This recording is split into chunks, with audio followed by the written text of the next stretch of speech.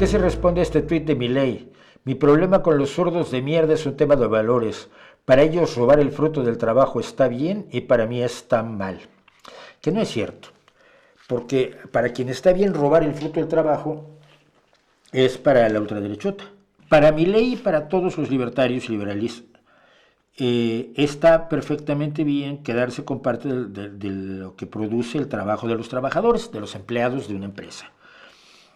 Esto no quiere decir que todo el valor sea producido por trabajo, y hay un debate sobre el origen, sobre las teorías de valor, y la teoría de Marx era fundamentalmente que solo el trabajo produce valor. Sabemos que no es cierto. La innovación, la capacidad de ventas, la publicidad, el marketing, el diseño, la ingeniería industrial, la ingeniería gráfica, el diseño gráfico, etcétera, etcétera, todo confluye en la creación de valor.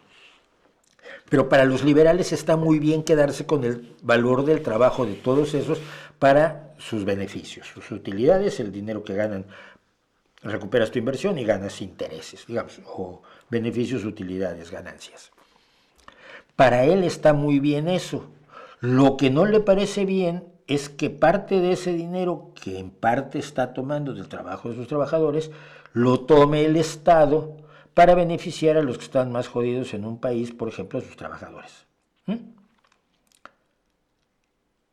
Porque él cree que el único que trabaja es el empresario.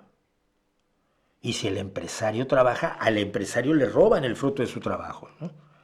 Pero ya si trabajan todos los de la empresa, la visión cambia un poco. Pregunto yo, ¿quién trabaja? Por supuesto el empresario trabaja, pero los obreros también trabajan, y los choferes también trabajan, y las secretarias también trabajan, y toda la gente de la empresa, y todos aquellos a los que contrata para hacer cosas también trabajan.